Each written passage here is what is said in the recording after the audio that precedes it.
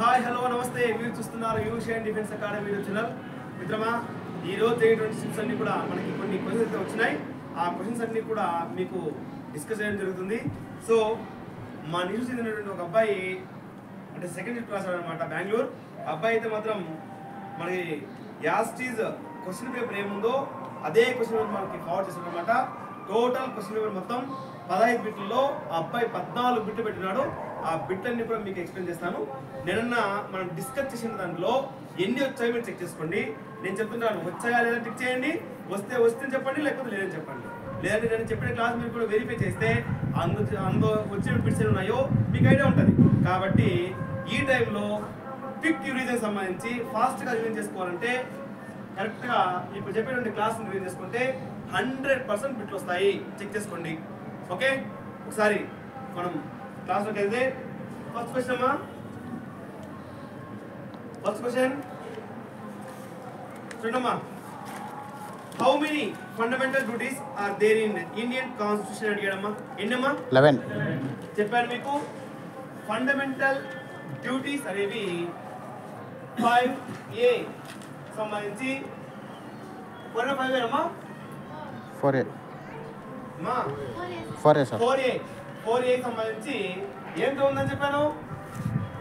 సబాట్ part number okay wait కొన్ని ఎన్ని ఉన్నాయి మీకు ఐడియా ఉంది కదా? ఎన్ని ఉన్నాయి మొత్తం? 11 కరెక్ట్ కదా? ఆన్సర్ మొత్తం కరెక్ట్ చెప్పాను. చెక్ చేసుకుంటే చెప్పాను 11 కరెక్ట్గా ఉంటుంది. వదిలేద్దాం. అయితే అది ఎక్కడ దాకా ఉంది చూడండి. మనకి ఫండమెంటల్ రైట్స్ సంబంధించి article number 12 to 35 fundamental rights కదా. Next direct principle state policy సంబంధించి 36 to 51 కరెక్ట్ కదా. ఇది షెడ్యూల్ నంబర్ పార్ట్ నెంబర్ 3, ఇది పార్ట్ నెంబర్ 4. మరి పార్ట్ నెంబర్ 4A సంబంధించి మనకి ఏం చెప్పాము ఇక్కడ డైరెక్ట్ గా ఫండమెంటల్ డ్యూటీస్ గురించి చెప్పుకున్నాము. ఇది మొత్తం 11 చెప్పాము. అందులో కూడా ఒకటి రీసెంట్ గా దాని మీద ఒక కాంట్రవర్సీ చెప్పాను.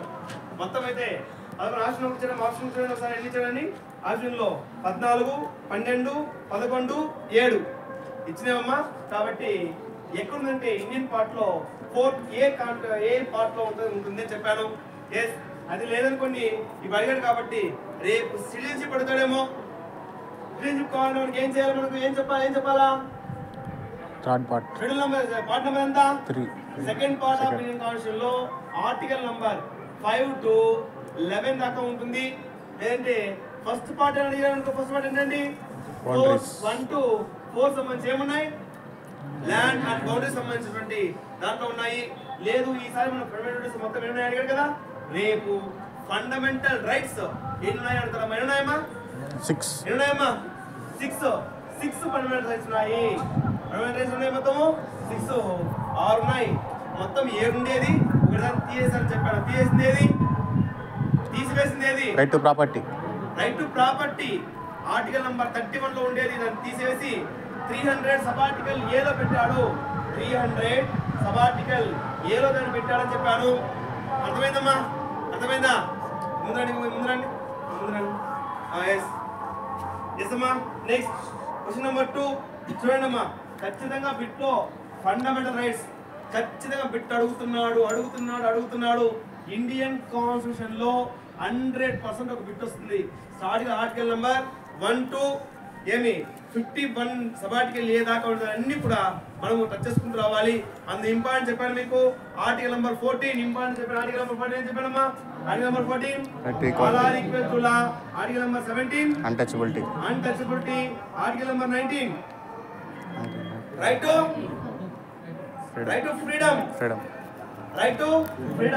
రైట్ టు ఫ్రీడమ్ సంబంధించినటువంటిది అన్ని కూడా మనం చూసుకోవాల్సి ఉంటుంది. సో దీని మీద ఎవరైతే ట్రస్ట్ చేస్తారో ఖచ్చితంగా ఒక బిట్ వస్తుంది. దీని మీద ఒక బిట్ వస్తుంది. కాబట్టి ఏం చేసుకోండి, రేపు రిజల్ట్ తీసేటప్పుడు 100% దీని మీద మళ్ళీ ఒక బిట్ చెప్తాను. ఓకేనమ్మా.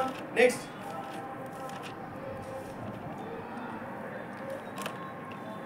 సెకండ్ క్వశ్చన్ అమ్మా. క్వశ్చన్ ఏమంటే అమ్మా, Azad Hind Fauj created by dash అడిగాడమ్మా. ఎవరమ్మా ఆజాద్ హింద్ ఫౌజ్? సుభాష్ చంద్ర బోస్. ఎవరమ్మా? సుభాష్ చంద్ర బోస్. సుభాష్ చంద్రబోస్ ఆయనే ఆజాద్ హింద్ ఫౌజ్ అయినా లేకపోతే ఫార్వర్డ్ బ్లాక్ ఏదమ్మా చెప్పాలి ఇది ఎస్ ఫార్వర్డ్ బ్లాక్ అనేటువంటి ఒక కొత్త పార్టీని ఏర్పాటు చేశామని చెప్పాను. మహాత్మా గాంధీ గారికి ఆయనకి ఒక కాంట్రవర్సీ గొడవ రావడంతో సో ఆయన మొదటి ఆంధ్ర బ్యాంక్ ఫౌండర్ అయినటువంటి ఆయన్ని ముందుగా పెట్టినందుకు గాను అది నేను ఓడిపోయినట్టుగా ప్రకటించడంతో మహాత్మా గాంధీ అదే దీంతో ఆయన స్వాతంత్రం గెలవడంతో ఆయన తీసి పక్కపెట్టి ఏమైనా గెలుస్తాడు కాబట్టి మళ్ళీ కొన్ని కాంట్రవర్సీ విభేదాల వల్ల ఆయన బయట చేసి ఒక కొత్త పార్టీ స్టార్ట్ చేస్తాడు.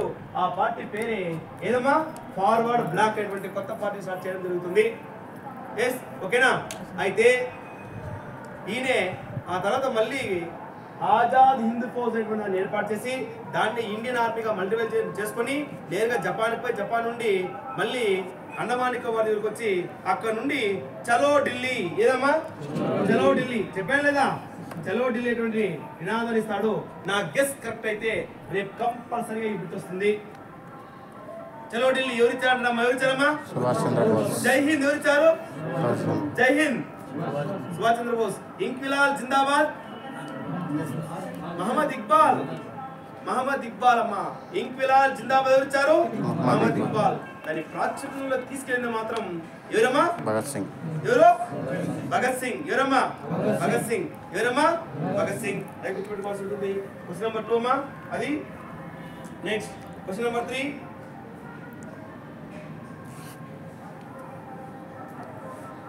when was the indigo revelation started year అడిగాడు సారీ ఏ దీంట్లో అడిగాడమ్మా ఏ రాష్ట్రంలో అడుగుతున్నాడు గుజరాత్ రాజస్థాన్ బెంగాల్ ఢిల్లీ బెంగాల్ ఖచ్చితంగా బెంగాల్ అమ్మా.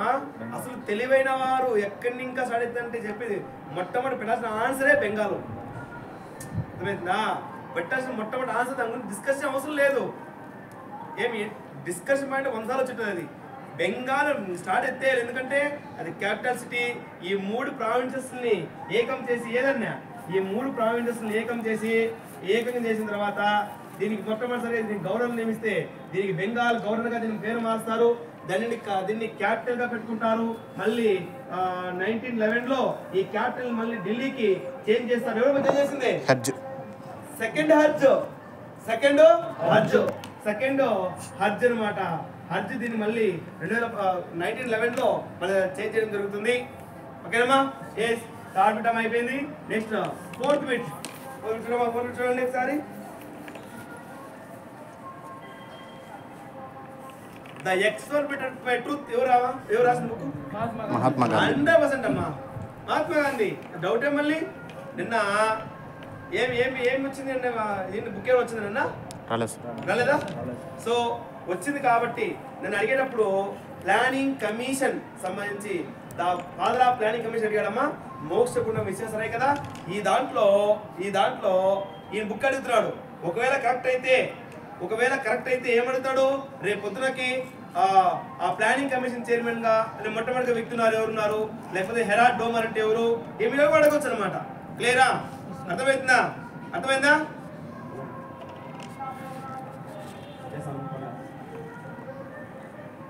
అర్థమైందా? అవి అడగొచ్చు. మీరు చూస్తూ ఉండాలి, చెక్ చేసుకుంటూ ఉండాలి. ఓకేనా? నెక్స్ట్ అమ్మా క్వశ్చన్ నెంబర్ 4 అమ్మా. క్వశ్చన్ నెంబర్ 4 ఏదైతే చెప్పాను కదా. ఎస్ ఎవరమ్మా? మహాత్మా గాంధీ. నెక్స్ట్ అమ్మా లేదంటే ద డిస్కవరీ ఆఫ్ ఇండియా రాశారు Jawaharlal Nehru. The discovery of India ఎవరు రాశారు? జవహర్లాల్ నెహ్రూ. చూడమ్మా ఈ ఆప్షన్లో జవహర్లాల్ నెహ్రూ కూడా ఉంది. ఒకవేళ అడిగితే నేను జవహర్లాల్ నెహ్రూ గురించి అడిగే ఆస్కారం ఉంది కాబట్టి మనం ఖచ్చితంగా బిట్ని ట్రస్ట్ చేయండి. ఖచ్చితంగా బిట్ని ట్రస్ట్ చేసి చదువుకోండి. ఓకేనా? నెక్స్ట్ క్వశ్చన్ నెంబర్ ఏదమ్మా? Question number 5 home minister of India. Present home minister ఎవరో మనకి అమిత్ షా. ఎవరమ్మా? అమిత్ షా. హోమ్ మినిస్టర్ ఎవరమ్మా ప్రెజెంట్? అమిత్ షా. నేను డిస్కస్ పాయింట్ ఆఫ్ లో నిర్మలా సీతారామన్ గురించి చేసుకున్నామా, హోమ్ మినిస్టర్ గురించి చేద్దామా, ఖచ్చితంగా అదే వచ్చింది. నెక్స్ట్ ఫైనాన్స్ మినిస్టర్ ఏమి లేదు, హోమ్ మినిస్టర్ లేదంటే మన రక్షణ శాఖ మంత్రి. ఓకేనా? మనము నిన్న ఏమైతే డిస్కస్ చేస్తున్నామో అందులో భాగంగా మనకి వస్తుంది, చెక్ చేసుకోండి. ఓకేనా? ఎప్పుడు వచ్చినామా? రెండు హోమ్ మినిస్టర్ మనకి అమిత్ షా ఎవరమ్మా? అమిత్ షా. అదే రక్షణ శాఖ మంత్రి ఎవరు? రాజ్నాథ్ సింగ్. రక్షణ శాఖ మంత్రి అమ్మా. Defence minister Rajnath Singh. Finance minister మనకి నిర్మలా సీతారామన్. చూడమ్మా ఫైనాన్స్ మినిస్టర్ మాత్రం ఎవరు మనకి? నిర్మలా సీతారామన్. ఈమె ఎక్స్ట్రాడినరీ అమ్మా, ఎక్సలెంట్, అద్భుతం, ఒక రకమైన అద్భుతమైనటువంటి క్యారెక్టర్ అమ్మా. ఎవరమ్మా ఆమె? మన ఎవరమ్మా ఫైనాన్స్ మినిస్టర్? ఎవరు ఆమె పేరు? నిర్మలా సీతారామన్ గారు. ఎక్సలెంట్ అమ్మా. ఆమె వాచ్యం వింటేనే వాక్యం అవి ఎంత బాగుంటుంది అంత బాగుంటుంది. మన సౌత్ అమ్మా, మేబీ తమిళనాడు కాంచీపురం దగ్గర ఐ థింక్ ఎక్కడ అనుకుంటా కరెక్ట్గా ఎక్సలెంట్గా మాడగలదమ్మా. ఆర్థిక వ్యవస్థని కంట్రోల్ చేసే కెపాసిటీ ఆమెకు ఉందంటే అర్థం చేసుకుని ఎంత మంచి. ఓకేనా?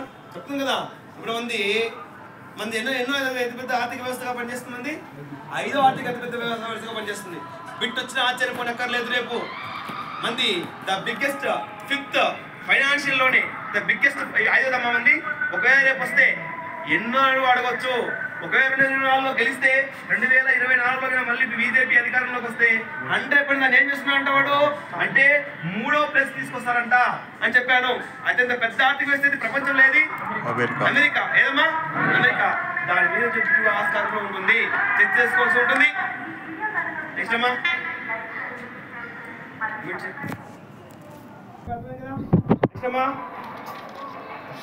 నెక్స్ట్ క్వశ్చన్ అమ్మా. చీఫ్ ఆఫ్ ఎయిత్ స్టాఫ్ అడిగాడమ్మా. ఎవరమ్మా chief of air staff? Vivek Ram Chaudhari. ఇది రైట్ ఆన్సర్. చూడండి నేను చెప్తూ army day, navy day, air force day చెప్పుకొని చెప్పలేదమ్మా. ఆర్మీ డే వచ్చింది కదా, army day, navy day, air force day చెప్పుకొని దానికి చీఫ్ డిస్కస్ చేసుకున్నాం. చేయలేదా? ఇప్పుడు దీనికి ఆన్సర్ ఏమంటే ఏంటి? ఎయిర్ ఫోర్స్ ఎవరు? వివేక్ రామ్ చౌదరి. వివేక్ రామ్ చౌదరి చెప్పాం కదా. ఇంతకు ముందు ఏమొచ్చింది? ఆర్మీ డే వచ్చింది. ఆర్మీ చీఫ్ ఎవరు మనకి ఇప్పుడు? మనోజ్ పాండ్యా. ఎవరమ్మా? మనోజ్ పాండ్యా. మనకి ఇప్పుడు సరే ఎయిర్ ఫోర్స్ అమ్మా. ఎయిర్ ఫోర్స్ ఇది. ఎయిర్ ఫోర్స్ చీఫ్ ఎవరు మనకి? Vivek Ram Chaudhary. Next navy chief ఎవరు? దినేష్ కుమార్ కే త్రిపాఠి. అదే బిట్ చెప్పాను. దినేష్ కుమార్ కే త్రిపాఠి. ఎందుకంటే రీసెంట్ గా వచ్చాడు కాబట్టి ఖచ్చితంగా బిట్ వచ్చే ఆస్కారం ఉంది. చెక్ చేసుకోండి. క్లియరా? ఆర్మీ ఫ్లాగ్ డే ఎప్పుడు? డిసెంబర్ 7. గుర్తుపెట్టుకోవాలి, మర్చిపోకూడదు. మళ్ళీ డిసెంబర్ 7 ఆడియడానికి ఆస్కారం ఉంది. ఆర్మీ డే ఎప్పుడు? జనవరి 15th. Navy day December 4. Air force day October 8. అయితే మాత్రం ఎయిర్ ఫోర్స్ డే. అక్టోబర్ 8 అయితే మాత్రం air force day. Navy day అయితే మాత్రం డిసెంబర్ 4. ఆర్మీ డే అయితే మాత్రం జనవరి 15th.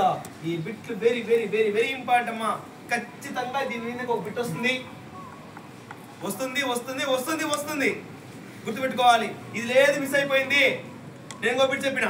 నెక్స్ట్ క్వశ్చన్ చూడండి. నెక్స్ట్ క్వశ్చన్ చెప్తాను.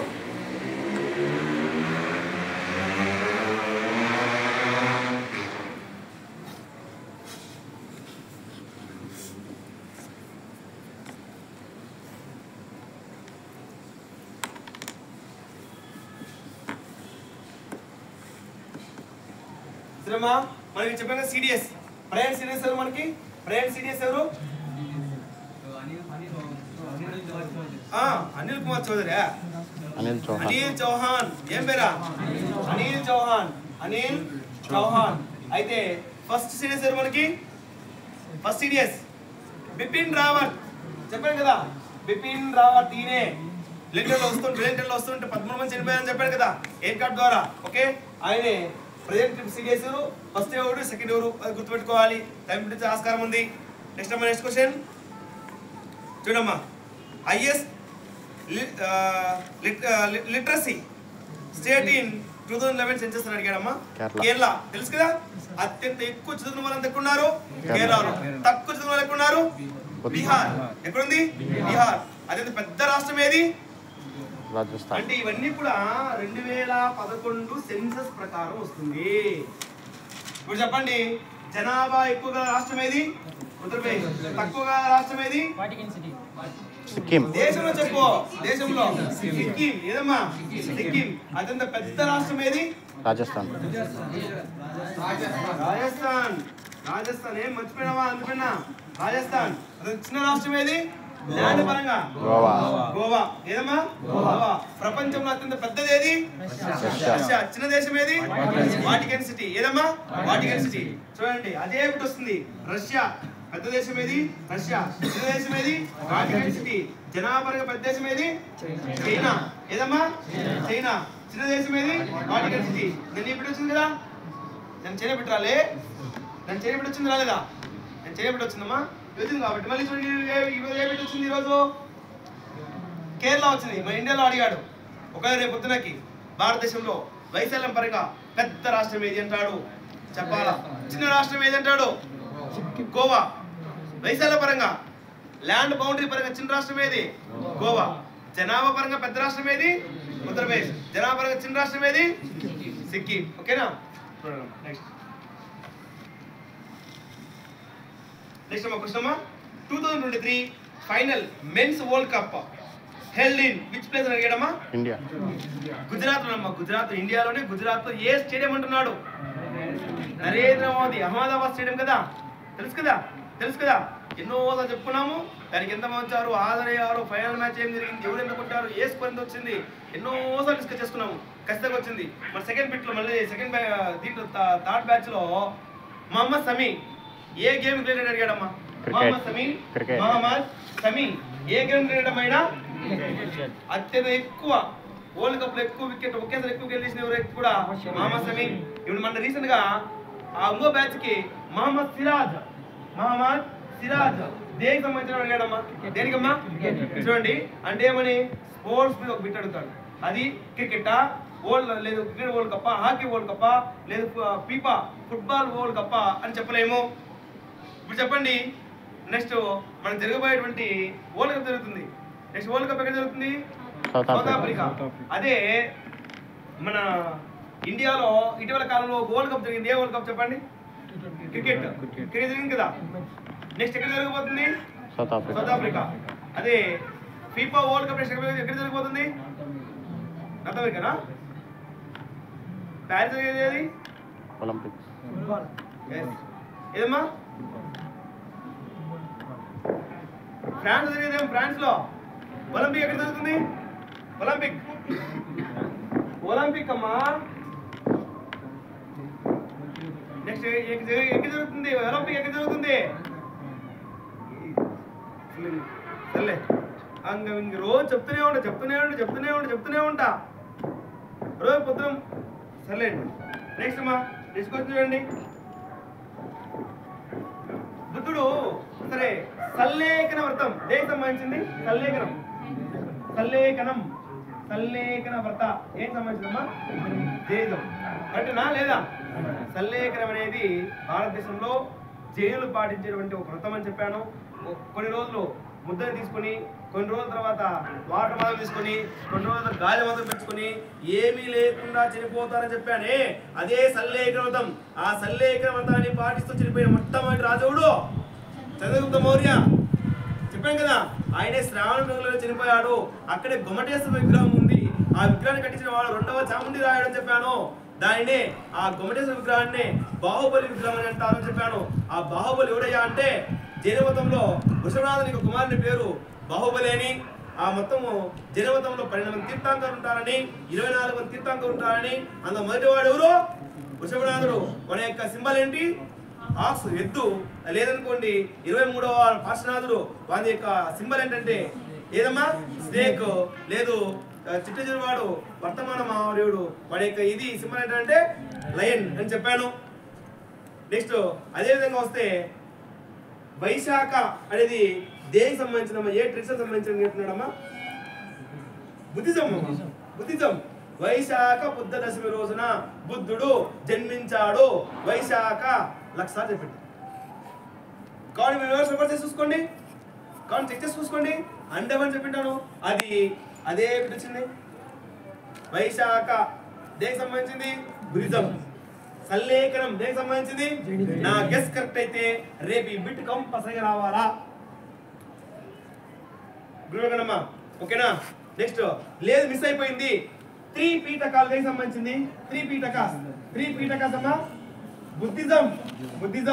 3 రత్నాస్ జైనిజం.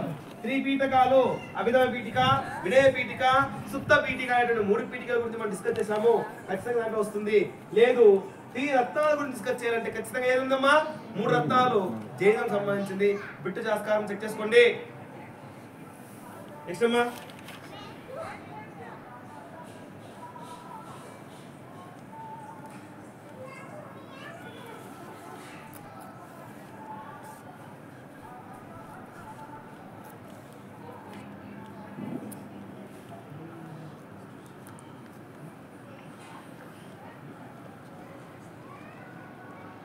ఏమంటున్నాడు అంటే ఇండియన్ కాన్స్టిట్యూషన్ ని ఏ టైం రద్దు చేయొచ్చని అడుగుతున్నాడమ్మా. ఏ టైం రద్దు చేయొచ్చంట? Emergency. Exact right answer. Emergency టైంలో. అందుకే రాష్ట్రపతికి మనం 3 ఎమర్జెన్సీ పవర్స్ ఇచ్చాము. ఒకటి ఆర్టికల్ నంబర్ 352 ఒకటి, 356 ఒకటి, 360 ఒకటి. ఈ 3 ఎమర్జెన్సీ టైంలో ఖచ్చితంగా మనం ఇండియన్ కాన్స్టిట్యూషన్ రద్దు చేయవచ్చని చెప్పాను లేదా? అయితే ఒక ఆర్టికల్ మాత్రం రద్దు కాదు. ఏది? 21 రైట్ మనం జీవించే హక్కు. మనం ఎప్పుడు కానీ దాన్ని మనం రద్దు చేయడానికి ఎవరల్లా కాదు.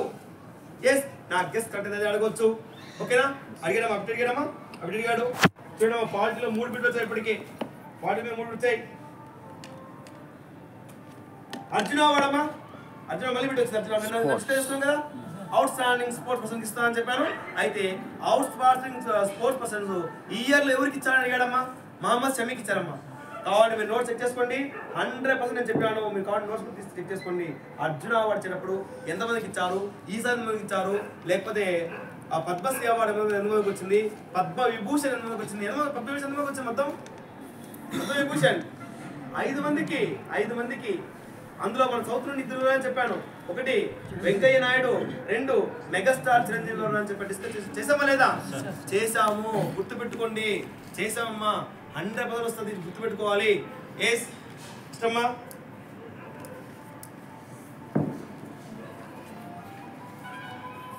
ఇప్పుడు అర్జున అవార్డు అడిగాడమ్మా.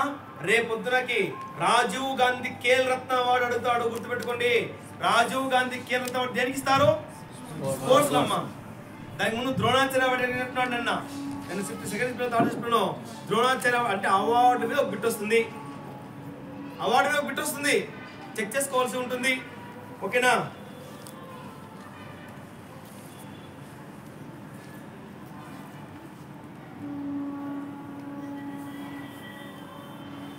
డోన్స్ ఎక్కువ టైం ఎక్కువ.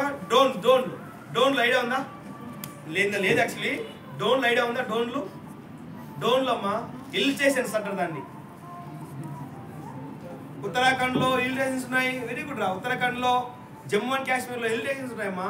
దాన్ని మనం ఏమంటాము? డెహ్రాడూన్. ఇంటలే డెహ్రాడూన్ అని పేరు ఇంటలే. దాన్ని డూన్లు అంటారు మామూలుగా. ఆ డూన్ ఎక్కువగా అంటే ఉత్తరాఖండ్, లేదనుకోండి హిల్ స్టేషన్ అన్ని కూడా డూన్ అని అంటారు. ఓకే కదా? దాని మీద బిట్ అడిగాడు. చెప్తాను ఏం బిట్ అడిగాడని. రాణికేట్ హిల్ స్టేషన్ ఎక్కడుందని అడిగాడమ్మా. ఇది నిజంగానే మన డిస్కషన్ రాలేదు. మనం మొత్తం ఇది పడాల్సిన అవసరం లేదు. ఇది ఉత్తరాఖండ్ లో ఉంది. ఇండి హిల్ స్టేషన్ చెప్పినప్పుడు వింటే జాగ్రఫీ 100% చెప్పింటాడు. మీరు కూడా బుక్ చూసుకోవచ్చు. బట్ మన ఈ మధ్యకాలంలో మన డిస్కషన్ అయితే రాలేదు.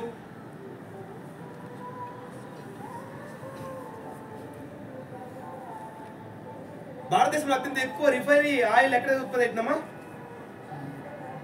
ఆప్షన్ డిస్కస్ వచ్చిందా?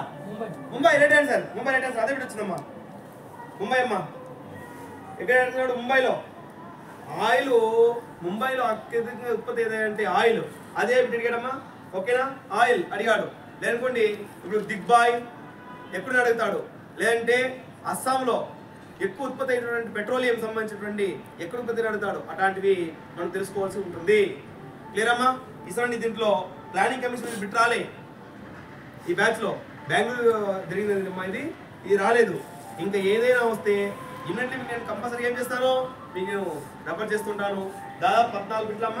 ఈ 14 బిట్లకి మన పిల్లోడు ఒక అబ్బాయి ఒక దాంట్లో 14, జీకేలో 14, జిఎస్లో 14, మళ్ళీ అండ్ అర్థమెటిక్ రీజనింగ్లో 13 పెట్టాడమ్మా టోటల్గా. ఇక్కడ 1, ఇక్కడ 1, 2, 2 ఏమా మొత్తం 4 బిట్లు పోయినాయమ్మా. 4 బిట్లు పోతే 46 బిట్లు అక్కి 46 బిట్లు పెట్టాడమ్మా. సో క్లాస్ కూడా చూడండి పర్వాలేదు అవునా కదా. చాలా మంచిగా పెట్టాడు. తమాషగా చిన్న విషయం కాదు. ఆల్మోస్ట్ టేట్ లిస్ట్ టాప్లో ఉంటాడు ఎక్కడ. 46 బిట్లు చిన్న విషయం కాదు. అబ్బాయి ఆల్రెడీ ఎన్డీఏ రాష్ట్రాలు కాబట్టి అన్ని రకాలు ఉంది కాబట్టి పోయాడు కాబట్టి చాలా చాలా బాగా పెట్టాడు. సో కంగ్రాచులేషన్స్ తమ్ముడు. సో కాబట్టి ఇది మనకు వచ్చినటువంటి మన బిట్స్ సంబంధించివి. ఇంకా ఏదైనా వస్తే ఇంటిమేట్ మీకు వెంటనే చేస్తుంటాను, చూస్తుండండి. యూషియన్ డిఫెన్స్ అకాడమీ. అండ్ ఇంకా అది కాకుండా ఇది అయిపోయిన వెంటనే మనకు గ్రౌండ్ స్టార్ట్ అవుతుంది. గ్రౌండ్ ఎవరైనా సరే సార్ నాకేమీ గ్రౌండ్ రాదు, నాకు ఎలాగా క్వాలిఫై అనుకుంటే 100% క్వాలిఫై చేయడానికి మీ వెనకాల యూషియన్ డిఫెన్స్ అకాడమీ కుప్పం ఎప్పుడు ఉంటుంది. చూస్తుండండి. ఏదైనా డౌట్ ఉంటే 9550660731 నెంబర్ కాల్ చేయవచ్చు. ఆ నెంబర్ నుండి 8885922250 నెంబర్ కూడా మీరు కాల్ చేయవచ్చు. ఎప్పుడైనా సరే అందుబాటులో ఉంటుంది మీ యూషియన్ డిఫెన్స్ అకాడమీ. మీ Uday sir. Thank you very much. Jai Hind.